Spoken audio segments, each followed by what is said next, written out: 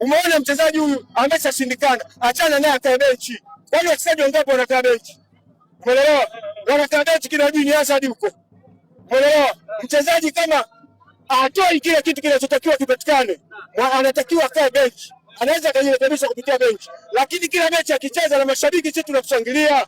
Shida ndio inakuwa iko hapo. Kwa hiyo anaona anapatia.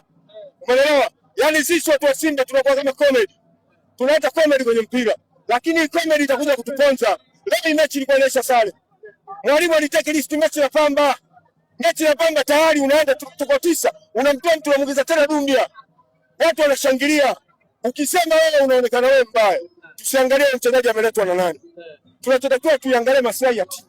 Si umeelewa? Yaani wacha uchungu, sisi tunaumia. Tunapoteza vyetu. Leo mimi hii 70 nimetumia na familia yangu ingekula shilingi ngapi? Lakini unakuja hapa unakuta mchezaji sawa anacheza anavyocheza, sisi peka yetu kushangilia. Lakini mwisho wa siku ingetoka sare, sasa tulikuwa tunatafutana huku mbali kilomita karibu na 40. Umeelewa? Unaweza gari usilione. Sawa. Lakini mwisho wa siku benchi la ufundi linatuangusha. Viongozi wanatakiwa waongee na mwalimu wao.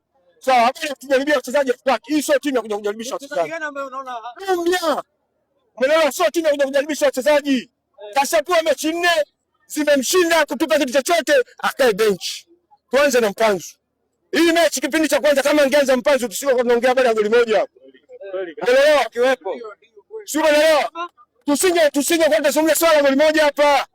Umeelewa? Yaani shida unajua mechi inapoanza dakika 45 za kwanza ndio goli, dakika za kutafuta magoli. Timu inakuwa cost walikuwa wana relax. Walikuwa wanajiamini wanaweza kucheza na Simba. Wakawa wanafunduka. Umeelewa? Lakini kipindi cha pili umeona walipocheza game tight. Ina maana wote wakawa wanacheza na wachezaji 8 nyuma. Wameacha watu wawili mbele. Umeelewa? Kwa hiyo wakawa wanazuia, ndio maana watu wanacheza low block.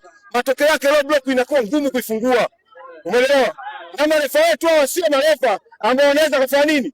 Wakakupa kitu chochote. Tumeiona penalty ile. Penalty ya wazi kabisa. Kashafunika. Lakini amekuja amefanya amefosiwa ameitwa ameenda kuja amefanya nini? Ameikataa. Sasa tungekuwa tujapata lile goli. Hebu angalia beki. Yule ndio anaenda kufunga goli. Fuadi anafanya kitu gani? Kwa mwalimu afadhali aanze na nani?